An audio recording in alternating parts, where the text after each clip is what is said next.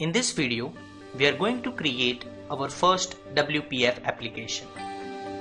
WPF stands for Windows Presentation Foundation. It is a modern way and an attractive and very easy way to create applications with Visual Basic and other languages such as C# and Visual C++. Let's go ahead to the File menu, select New Project.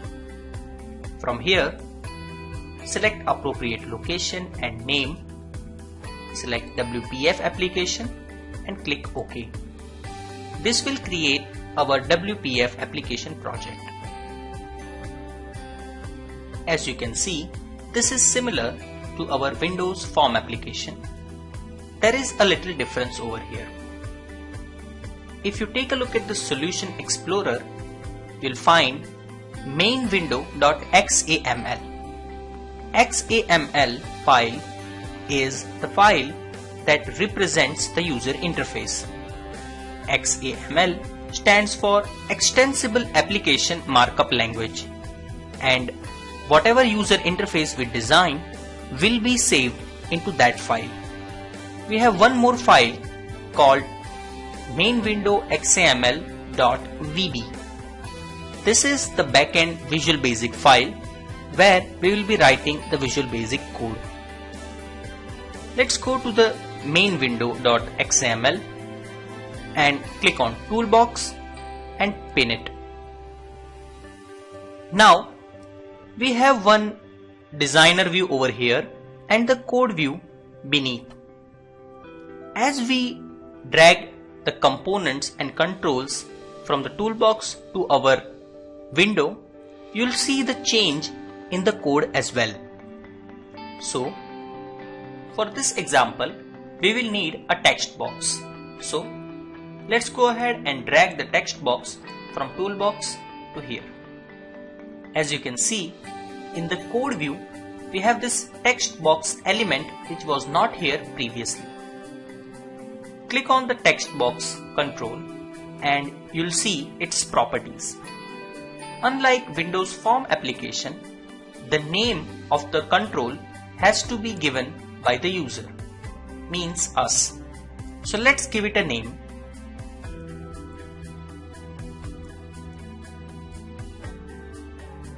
I've given it a name, textbox1. Now let's go ahead and add a button.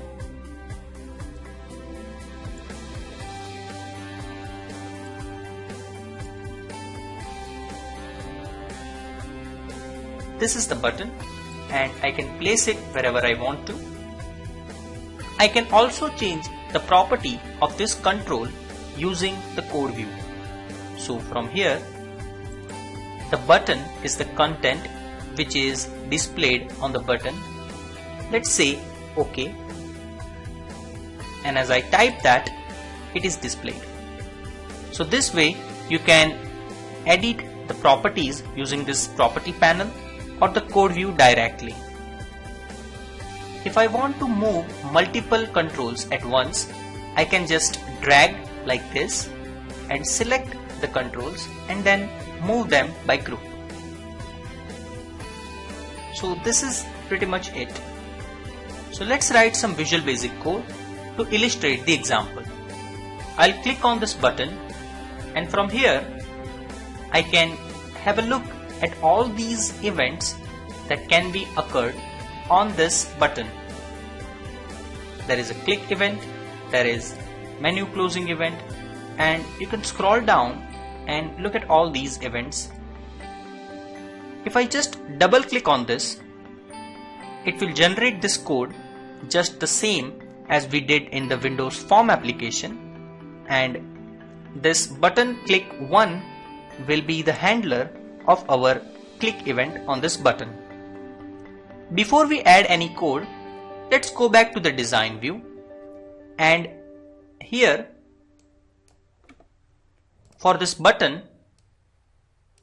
we can see this click attribute is added, and which is referred to the function that is just created, button_click_1, which is this function.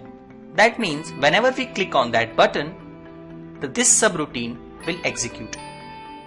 Right now, let's just have a message box. So I'll type message box, press tab, dot show. And what I want to show is the content of that text box. Remember, we have given the name text box 1. So I'll select text box 1 and we want to access its text property, which is whatever is written in that text box. We'll save the file, we'll save this file and just start.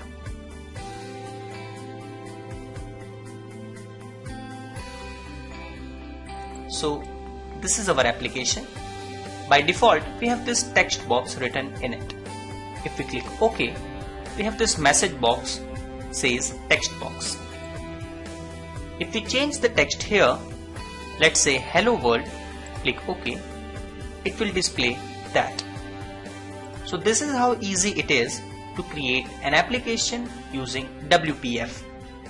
We will be using WPF throughout this course because, as I mentioned earlier, this is an attractive way to create Visual Basic applications.